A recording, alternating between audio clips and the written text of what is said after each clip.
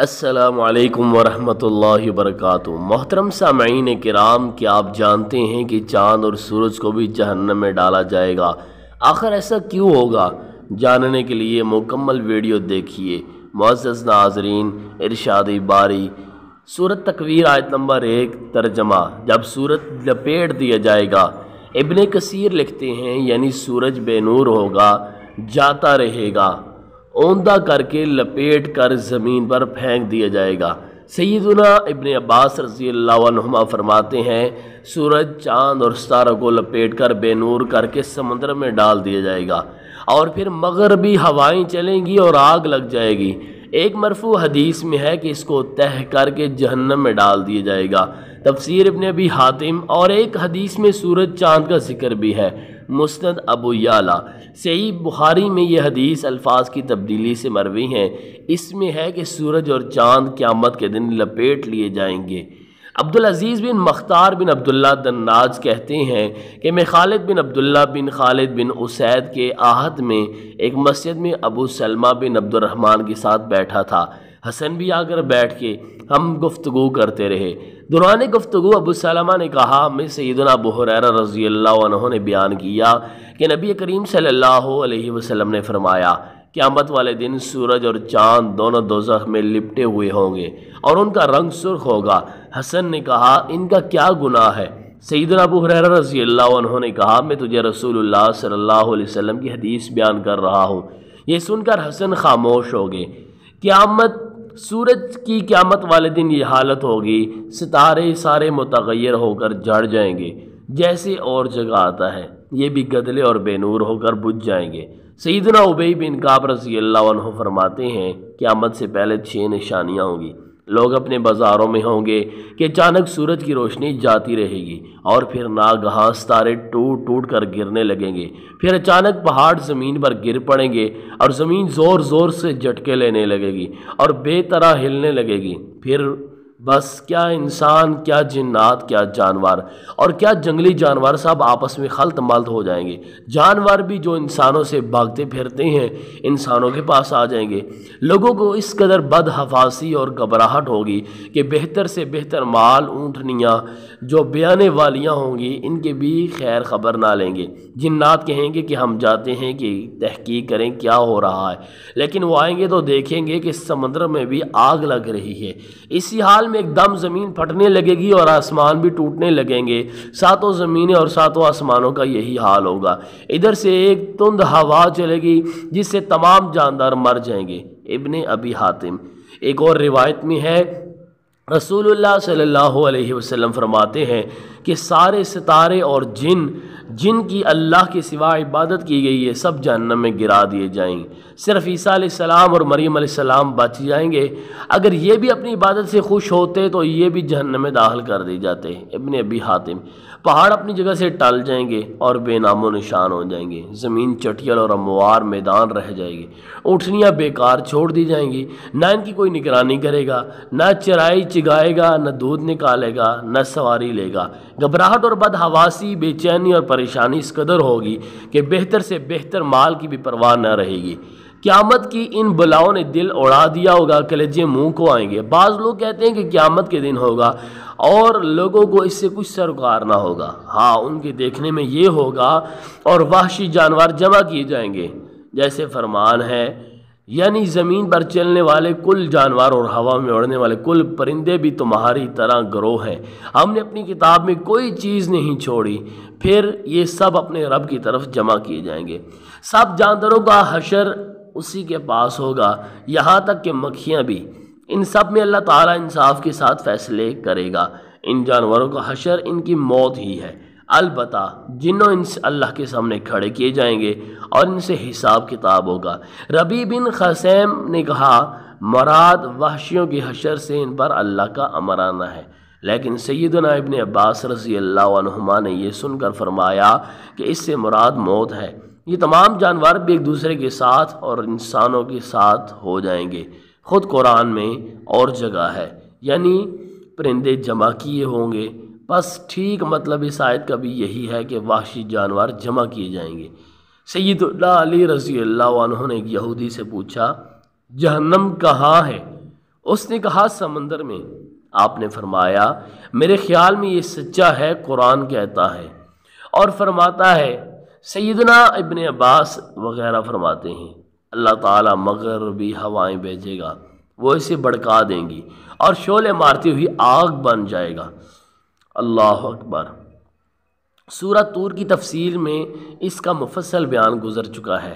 سیدنا معاویہ بن سعید فرماتے ہیں بحر روم میں برکت ہے، یہ زمین کے درمیان میں ہے، سب نہریں اس میں گرتی ہیں اور بحر کبیر بھی اس میں گرتا ہے، اس کے نیچے کنویں ہیں جن کے منہ تانبا سے بند کیے ہوئے ہیں، قیامت کے دن وہ سلگ اٹھیں گے۔ یہ اثر عجیب ہے اور ساتھ ہی غریب بھی ہے۔ ہاں ابو داؤد میں ایک حدیث ہے کہ سمندر کا سفر صرف حاجی کریں اور عمرہ کرنے والے یا جہاد کرنے والے غازی، اس لیے کہ سمندر کے نیچے آگ ہے اور آگ کے نیچے پانی ہے۔ سنن ابو داؤد۔ اس کا بیان بھی سورہ فاطر کی تفسیر میں گزر چکا ہے۔ سجیرات کے معنی یہ بھی کیے گئے ہیں کہ خشک کر دیا جائے گا، ایک قطرہ بھی باقی نہ رہے گا۔ یہ معنی بھی کیے گئے ہیں کہ بہا دیا جائے گا اور ادھر ادھر بہہ نکلے گا۔ پھر فرماتا ہے کہ ہر قسم کے لوگ یکجا جمع کر دیے جائیں گے، جیسے اور جگہ ہے سورہ صافات، یعنی ظالموں کو اور ان کے جوڑوں یعنی ان جیسوں کو جمع کرو۔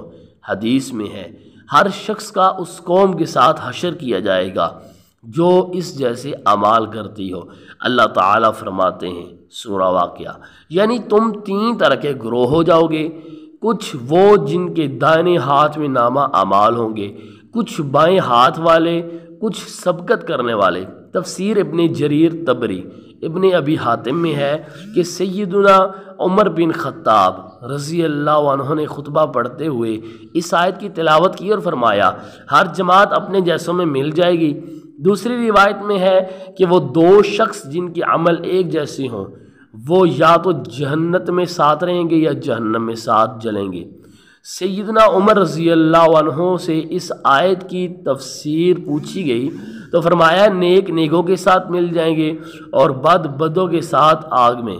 سیدنا فاروق اعظم رضی اللہ عنہ نے ایک مرتبہ لوگوں سے اس آیت کی تفسیر پوچھی تو سب خاموش رہے۔ آپ نے فرمایا لو میں بتاؤں، آدمی کا جوڑا جنت میں اسی جیسا ہوگا، اسی طرح جہنم میں بھی۔ سیدنا ابن عباس رضی اللہ عنہما فرماتے ہیں مطلب اس سے یہی ہے کہ تین قسم کے لوگ ہو جائیں گے، یعنی مجاہد رحمہ اللہ فرماتے ہیں ہر قسم کے لوگ ایک ساتھ ہوں گے۔ یہی قول امام ابن جریر رحمہ اللہ بھی پسند کرتے ہیں اور یہی ٹھیک بھی ہے۔ دوسرا قول یہ ہے کہ عرش کے پاس سے پانی کا ایک دریا جاری ہوگا جو 40 سال تک بہتا رہے گا اور بڑی نمایاں چوڑان میں ہوگا، اس سے تمام مرے سڑے گلے اگنے لگیں گے، اس طرح کے ہو جائیں گے کہ جو انہیں پہچانتا ہو وہ اگر انہیں اب دیکھ لے تو بیک نگاہ پہچان لے، پھر روحیں چھوڑ دی جائیں گی اور ہر روح اپنے جسم میں آ جائے گی۔ یہی معنی ہے آیت نمبر 1 سورہ تکویر کے، یعنی روحیں جسموں میں ملا دی جائیں گی۔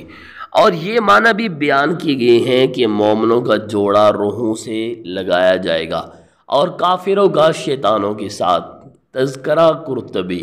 پھر ارشاد ہوتا ہے سورہ تکویر آیت نمبر 1، جمہور کی قرات یہی ہے، اہل جاہلیت لڑکیوں کو ناپسند کرتے تھے اور انہیں زندہ درگور کر دیا کرتے تھے۔ ان سے قیامت کے دن سوال ہوگا کہ یہ کیوں قتل کی گئیں، تاکہ ان کے قاتلوں کو زیادہ ڈانٹ ڈپٹ اور شرمندگی ہو۔ اور یہ بھی سمجھ لیجئے کہ جب مظلوم سے سوال ہوا تو ظالم کا تو کہنا یہی کیا ہے، اور یہ بھی کہا گیا ہے کہ وہ خود پوچھے گی کہ انہیں کس بنا پر زندہ درگور کیا گیا۔ اس کے متعلق احادیث سنیے، مسند احمد محمد میں ہے، نبی کریم صلی اللہ علیہ وسلم فرماتے ہیں میں نے قصد کیا کہ لوگوں کو حالت حمل کی مجامعات سے روک دوں، لیکن میں نے دیکھا کہ رومی اور فارسی یہ کام کرتے ہیں اور ان کی اولاد کو اس سے کچھ نقصان نہیں پہنچتا۔ لوگوں نے آپ صلی اللہ علیہ وسلم سے ازل کے بارے میں سوال کیا، یعنی بر وقت نطفہ کو باہر ڈال دینے کے بارے میں، تو آپ صلی اللہ علیہ وسلم نے فرمایا کہ یہ در پردہ زندہ گاڑ دینا ہے۔ اور اسی کا بیان وَإِذَا الْمَوْءُودَةُ سُئِلَتْ سورہ تکویر میں ہے، صحیح مسلم سیدنا سلمہ بن زید یزید اور ان کے بھائی سرکار نبوت میں حاضر ہو کر سوال کرتے ہیں کہ ہماری ماں امیر زادی تھی، وہ صلہ رحمی کرتی تھی، مہمان نوازی کرتی تھیں اور بھی نیک کام بہت کرتی تھیں، لیکن جاہلیت میں ہی مر گئی، تو کیا اس کے یہ نیک کام اسے کچھ نفع دیں گے؟ آپ صلی اللہ علیہ وسلم نے فرمایا نہیں۔ انہوں نے کہا کہ اس نے ہماری ایک بہن کو زندہ دفن کر دیا ہے، کیا وہ بھی اسے کچھ نفع دے گی؟ آپ صلی اللہ علیہ وسلم نے فرمایا زندہ گاڑی ہوئی اور زندہ گاڑنے والی جہنم میں ہے، ہاں یہ اور بات ہے کہ وہ اسلام کو قبول کر لے۔ مسند احمد صحیح۔ ابن ابی حاتم میں ہے زندہ دفن کرنے والی اور جسے دفن کیا ہے دونوں جہنم میں ہیں۔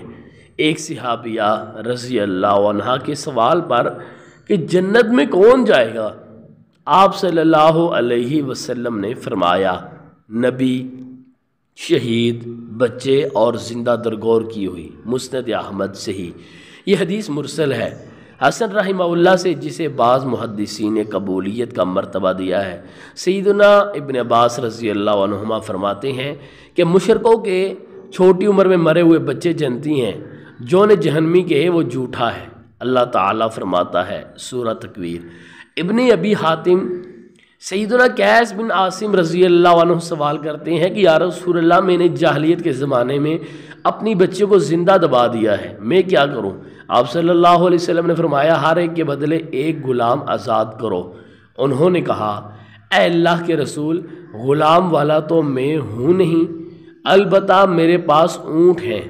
فرمایا ہر ایک کے بدلے ایک اونٹ اللہ کے نام پر قربان کرو۔ مسند بزار حسن۔ دوسری روایت میں ہے کہ میں نے اپنی 8 لڑکیاں اس طرح زندہ دبا دی ہیں۔ آپ صلی اللہ علیہ وسلم کا فرمان ہے کہ اگر تو چاہے تو یوں کر۔ ابن مندہ حسن۔ اور روایت میں ہے کہ 12-13 لڑکیاں زندہ دفن کر دی ہیں۔ آپ صلی اللہ علیہ وسلم نے فرمایا ان کی گنتی کے مطابق غلام آزاد کرو۔ انہوں نے کہا بہت بہتر، میں یہی کروں گا۔ دوسری سال وہاں 100 اونٹ لے کر آئے اور کہنے لگے اے اللہ کے رسول، یہ میری قوم کا صدقہ ہے جو اس کے بدلے ہے جو میں نے مسلمانوں کے ساتھ کیا۔ سیدنا علی رضی اللہ عنہ فرماتے ہیں ہم ان اونٹوں کو لے جاتے تھے اور ان کا کسیا رکھ چھوڑا تھا۔ طبرانی۔ زبیر علی زئی ضعیف۔ پھر ارشاد ہے کہ نامہ مال بانٹے جائیں گے، کسی کے دائیں ہاتھ میں اور کسی کے بائیں ہاتھ میں۔ اے ابن آدم، تو لکھوا رہا ہے، جو لپیٹ کر پھیلا کر تجھے دیا جائے گا، دیکھ لے گا کہ کیا لکھوا کے لایا ہے۔ آسمان گھسیٹ لیا جائے گا اور کھینچ لیا جائے گا اور سمیٹ لیا جائے گا اور برباد ہو جائے گا، جہنم بھڑکائی جائے گی اللہ کے غضب اور بنی آدم کے گناہوں سے، اس کی آگ تیز ہو جائے گی، جنت جنتیوں کے پاس آ جائیں گی۔ جب یہ تمام کام ہو چکیں گے، اس وقت ہر شخص جان لے گا کہ اس نے اپنی دنیا کی زندگی میں کیا کچھ اعمال کیے تھے، وہ سب اس کے سامنے موجود ہوں گے۔ جیسے اور جگہ ہے سورہ آل عمران، یعنی جس دن ہر شخص اپنے کیے ہوئے اعمال کو پا لے گا، نیک ہیں تو سامنے دیکھ لے گا اور بد ہیں تو اس دن وہ آرزو کرے گا کہ کاش اس کے اور اس کے درمیان بہت دوری ہوتی۔ اور جگہ ہے سورہ القیامہ، یعنی اس دن انسان کو اس کے تمام اگلے پچھلے اعمال سے تنبیہ کی جائے گی۔ سیدنا عمر اس صورت کو سنتے رہے اور اس کو سنتے ہی فرمایا اگلی تمام باتیں اسی لیے بیان ہوئی تھیں۔ معزز ناظرین، ویڈیو اچھی لگی ہو تو پلیز لائک کیجیے۔ اگر آپ ہمارے چینل پر نئے ہیں، چینل کو سبسکرائب نہیں کیا تو چینل کو سبسکرائب کریں۔ ملتے ہیں اگلی ویڈیو میں۔ اللہ حافظ۔